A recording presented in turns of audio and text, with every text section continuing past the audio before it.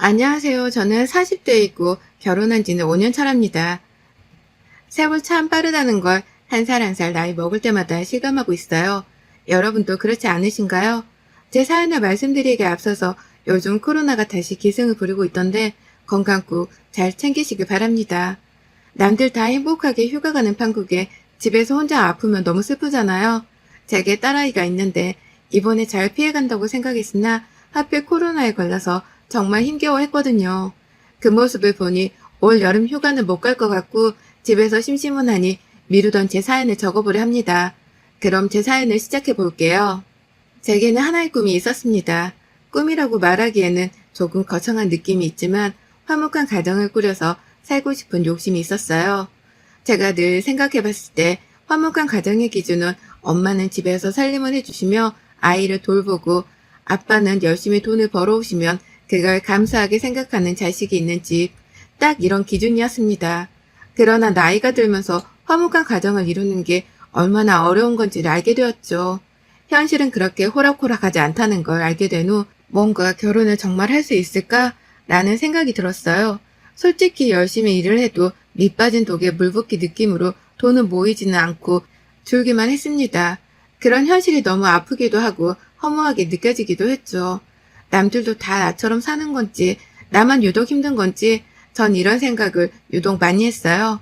돈 때문에 가족들과 싸우던 집이 바로 저희 집이라서 돈과 가족이라면 치가 떨렸습니다. 부모님 두 분이 일찍 이혼하시고 엄마와 언니 저 이렇게 세 모녀가 함께 살았어요.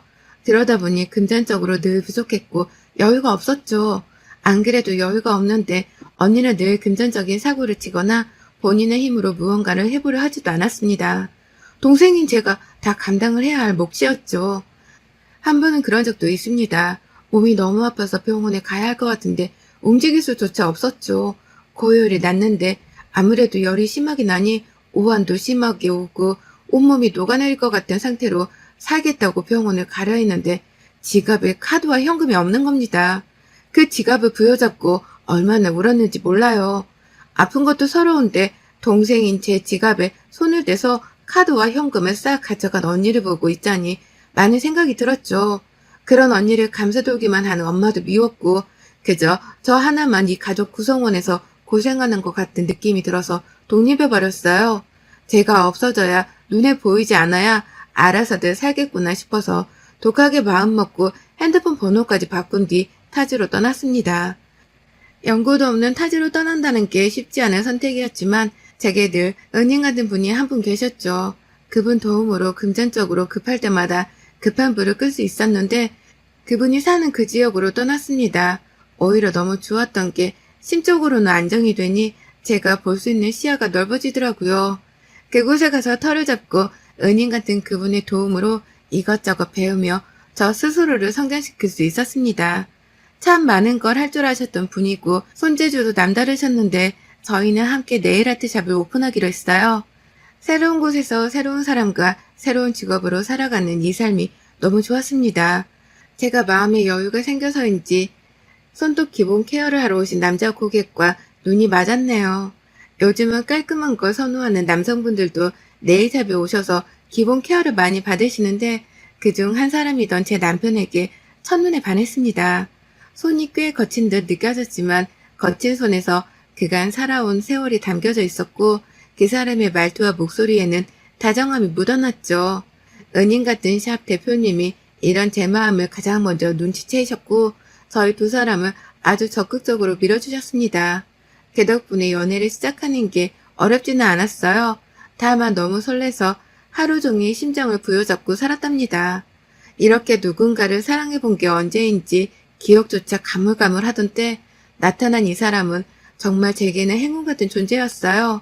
저희는 불같이 사랑했고 7개월 연애 끝에 결혼을 했습니다. 결혼할 때 오랜만에 친정집에 가서 엄마와 언니를 봤는데 여전히 달라진 모습이 보이지 않았고 그냥 통보식으로 결혼을 한다고 말만 했네요. 솔직히 남편에게 보여주기도 싫었지만 A란 게 있으니 인사를 시켰습니다. 그 와중에도 뭐하는 사람인지 한 푼이라도 뜯을 수 있는지를 먼저 체크를 하는 둘의 모습에 정이 그냥 뚝 떨어지더군요. 저희 집은 그렇게 대충 넘어가는 듯 인사를 했고 시댁으로 갔을 때는 분위기가 사뭇 달랐죠. 남편은 제게 늘 말했던 게 친형이 하나 있는데 본인과 너무 비교가 돼서 어릴 때부터 서로 비교 대상이었다고 했었습니다. 그래서 궁금했는데 실제로 보니 아주버님은 정말 제 남편과는 이미지부터가 다르셨죠. 아주버님은 흔히 말하는 모범생으로 어려서부터 늘 공부만 하던 사람입니다. 공부가 인생의 전부라고 생각하는 사람이었죠. 그렇다 보니 성공을 안 할래 안 할 수가 없었고 직업이 피부과 의사였어요. 심지어 본인 개인 병원을 오픈했으니 정말 성공한 삶을 살고 계셨죠. 사람이 똑똑하고 볼 일이라고 같은 형제인데 남편의 인생과는 정말 달랐습니다. 저희 남편은 평범한 회사원이었고 재산을커녕 빚이 조금 있었죠. 그러나 그런 남편을 전 사랑했기에 결혼을 선택했어요.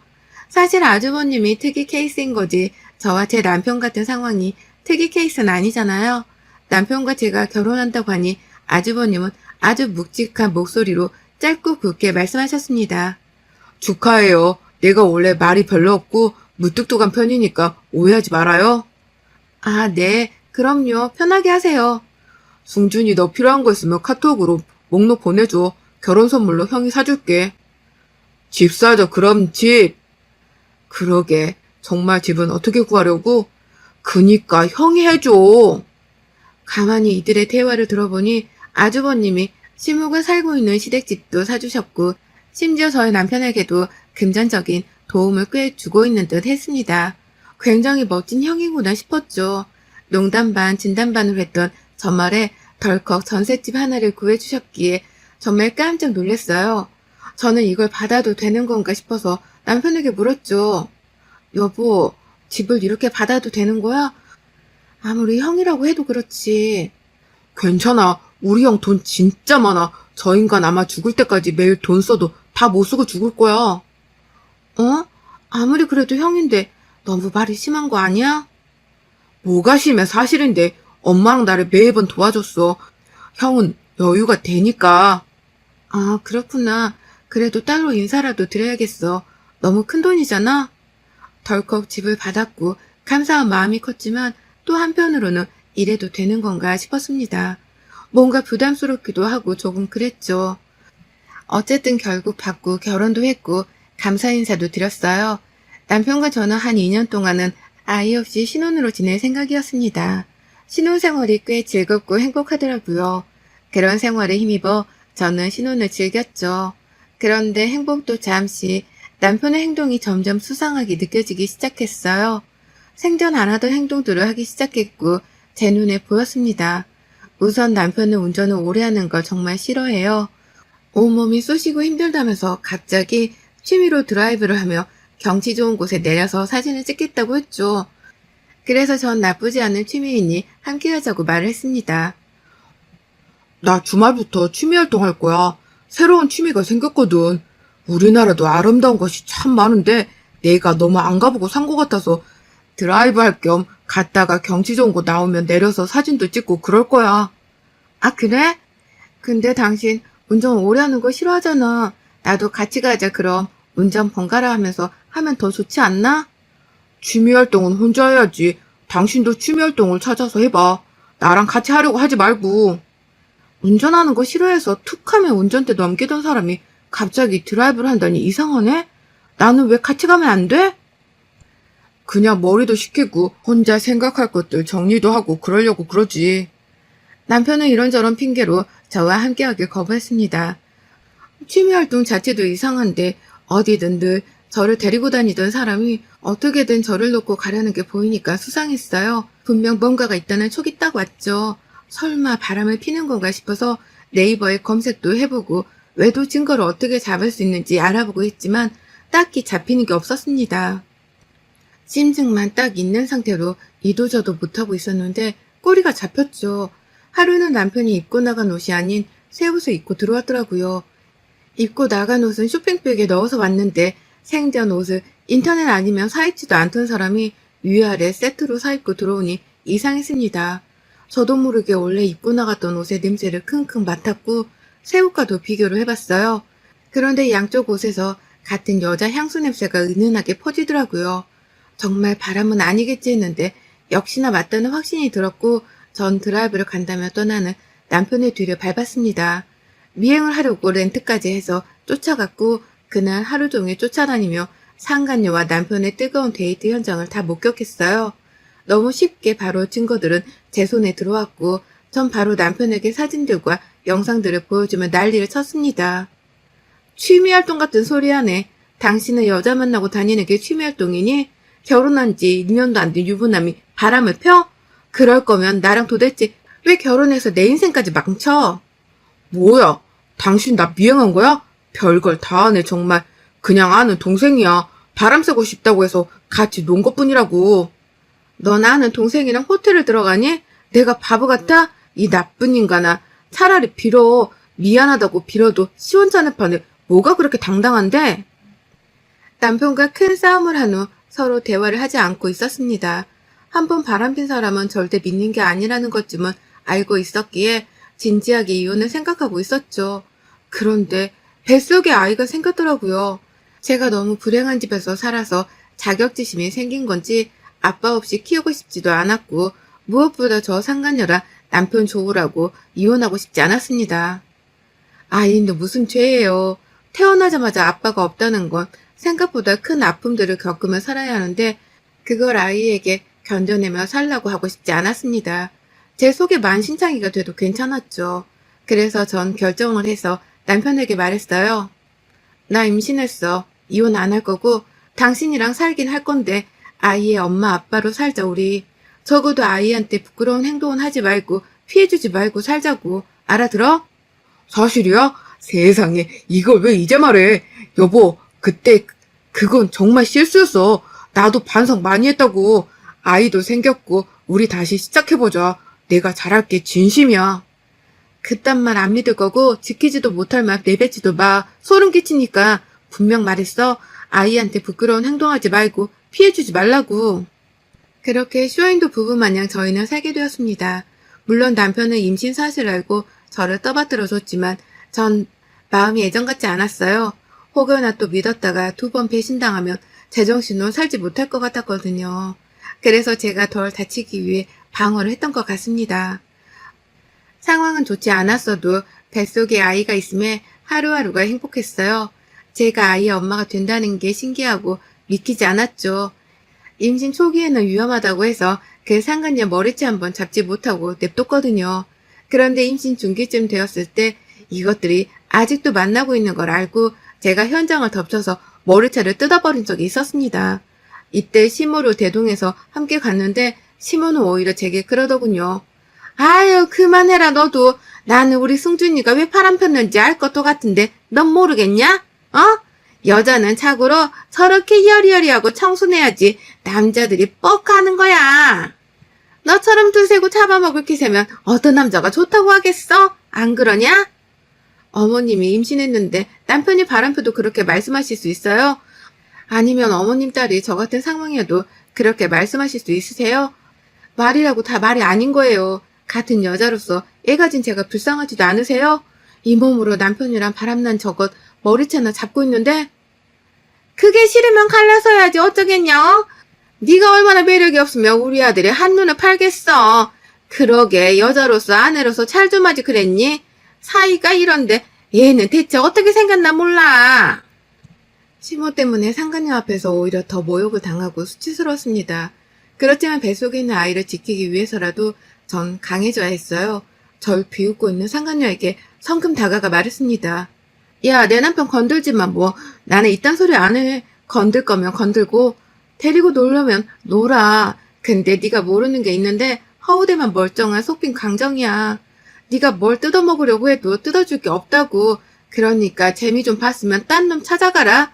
여기서 헛발질 하지 말고. 그게 아니라 남편 뺏길까봐 무서운 거 아니고? 남편이 남편 같아야 뺏기면 눈물도 나지. 저놈이랑 네가 살아봐. 원하면 뭐 일주일 대여해줄까? 빌려갈래? 말만 해. 이렇게 몰래 만나다 걸리는 저급한 행동하지 말고 니들이 저급한 수준이면서 왜 나까지 저급하게 만들려고 하니? 기분 더럽게. 상간녀에게 제대로 말을 해주긴 했지만 집에 돌아와서 한참을 울었습니다. 그 후 출산하고 아이를 키우는 데에만 집중해서 살았어요. 그렇게 1년이 흐르고 2년이 흐르고 이 인간과 이렇게 산 지도 어느 5년차가 다 되어갈 때쯤 큰 사건이 터졌습니다. 아이가 태어난 후 딸아이가 너무 예뻐서 그런지 퇴근하면 바로 집에 와서 딸아이랑 놀아주고 주말에도 함께 여행을 가는 가정적인 사람으로 변하긴 했어요. 가슴에 큰 상처가 있었지만 아이에게 최선을 다하는 모습에 조금은 안도를 했던 것 같습니다. 상처를 묻고 그렇게 살아가고 있었고 드디어 남주기 아까웠던 아주버님이 결혼한다며 만나는 분을 소개해 주기로 했죠. 꽤 기대가 되었습니다. 워낙 좋은 분이니 좋은 사람을 만날 거라는 확신이 있었고 제게 형님이 생기는 거니까 좋았어요. 남편에게 슬쩍 아는 게 없는지 물어봤는데 전혀 모르더라고요. 온 가족의 기대 속에 아주버님은 결혼할 분을 시댁으로 데리고 왔고 저는 그 여자를 보자마자 너무 놀라서 손에 들고 있던 접시를 떨궜습니다. 그 여자는 저를 지긋지긋하게 괴롭히던 남편의 상간녀였죠. 당연히 시모와 남편도 놀랬겠지 싶어서 그들을 봤는데 놀라지도 않고 태연하게 처음 보는 척 인사를 나누더라고요. 어서 와요. 오느라 힘들었죠? 뭘 좋아할지 몰라서 이것저것 차리긴 했는데. 어머, 어머님. 진수랑 성찬이가 놀러왔다. 깜짝 놀라겠어요. 진수 성찬이 따로 없네요. 유머도 대단하셔라. 앉아요, 얼른. 지금 이게 뭐 하는 거예요? 둘이 이러고 있는 걸 보니 속이 뒤집히고 어이가 없어서 제가 딱 한마디 했더니 남편이 바로 저를 끌고 방으로 들어가더군요. 이거 놔, 왜 이래? 대체 이게 뭐 하는 짓이야, 지금? 당신만 입 다물면 아무 문제 없다고. 그냥 결혼하게 냅둬. 나 어차피 저 여자랑 이제 아무 사이도 아니니까. 너 미쳤니? 너랑 바람펴서 우리 집 파탄나게 할 뻔한 그 여자를 형수로 모시고 난 형님으로 모시고 살자고? 너 돌았어? 우선은 그렇게 살자고. 같이 사는 것도 아닌데 뭐가 문제야? 오래 안 걸려. 뭐가 안 걸리는데? 단단히 미쳤구나 당신. 아주버님께 당장 말할 거야. 이거 놔. 끝까지 제 입을 막으며 우선 조용히 있으라고 했죠. 대체 무슨 수작인지 궁금해서 가만히 있어봤습니다. 상간녀는 끝까지 모른 척하며 밥 먹고 상견례 날짜까지 잡고 돌아갔어요. 아주버님과 상간녀가 나가자 시무와 남편의 본색을 드러냈죠. 그들의 대화를 들어보니 상간녀를 이용해서 아주버님의 재산을 뜯어서 공동 분배를 하려는 계획이었습니다. 본인의 친아들이고 친형인데 말이죠. 아주버님이 너무 착한 편이고 상간녀에게 푹 빠져있기에 뭐든 해줄 거라는 확신이 있던 거예요. 정말 나쁜 사람들이죠. 전 당연히 이 상황을 두고 볼 수 없었고 아주버님을 따로 만나서 폭로했습니다. 남편과 상간녀가 바람폈던 증거들을 보여드리며 아주버님, 당장 그 여자랑 헤어지셔야 해요. 제가 이 여자 보고 진짜 깜짝 놀랐는데 더 놀라운 건 어머님이랑 그 사람이 이 여자랑 짜고 아주버님 재산을 빼돌리겠다고 작당을 했더라고요. 전 더 이상 이 사람이랑 못 살겠어서 이혼할 거니까 아주버님도 얼른 살 길 찾으세요. 제 말에 아주버님은 너무 큰 충격을 받으셨어요. 그 착한 손둥이가 얼마나 분노했고 배신감이 컸으면 이에 악물고 말씀을 하셨죠.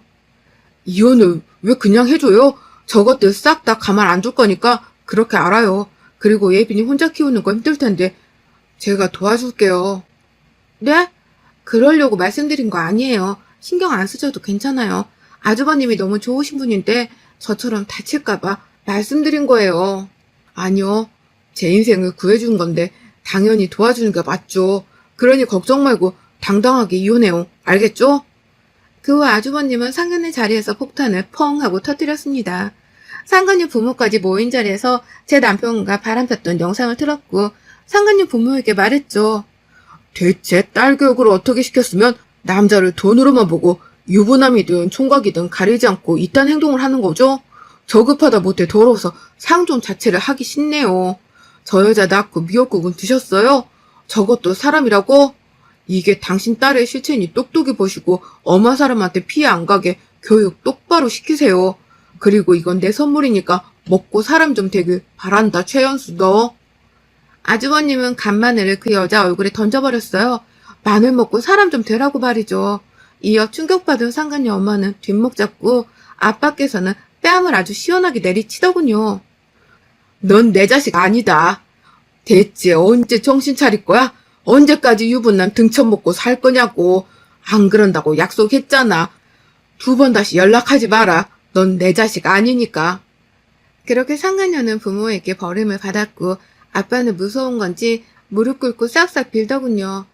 그런 상간녀를 발로 확 차버리고 부모는 떠났습니다. 떠나는 길에 상간녀가 정신을 못 차리는 것 같길래 물병에 담긴 물 한 통을 부어줬어요. 아우, 마늘 냄새. 그걸 먹어야 사람 되는 거지? 무슨 팩하는 것도 아니고 바르고만 있니? 그러게 적당히 까불었어야지, 연수야. 인생은 그렇게 사는 게 아니야. 알겠어? 그 후 아주버님 지인 변호사의 도움을 받아서 이혼을 전문적으로 하게 되었습니다. 또 아주버님은 그간 남편과 시모에게 지원하던 모든 것을 뺏었어요. 그중 하나가 시모가 살던 시댁집인데 이걸 빼버리고 저희가 살던 집도 아주버님이 해주셨는데 같이 빼버리니 이것들이 오갈 데가 없어진 거죠. 감사하게도 전 딸아이와 함께 살라고 집을 따로 구해주셨고 제 명의로 주셨습니다. 덕분에 아이와 새 출발하기가 수월했어요. 아주버님 너무 감사해요. 앞으로는 꼭 행복만 하셔야 해요. 저런 불려씨 같은 것들한테 당하지 마시고요. 제가 다 고맙고 미안해요. 예빈이 클 때까지라도 제가 꼭 책임지고 지원해 줄 테니 그런 부분은 걱정하지 말고 살아요. 내 인생 구제해준 보답이라고 생각하고. 정말 아주버님은 몇 년이 지난 여태껏 제 딸아이에 대한 지원을 아낌없이 해주고 계세요. 본인은 비혼으로 살 거라며 제 딸아이 성장하는데 많은 도움이 돼주고 싶다고 하시더군요.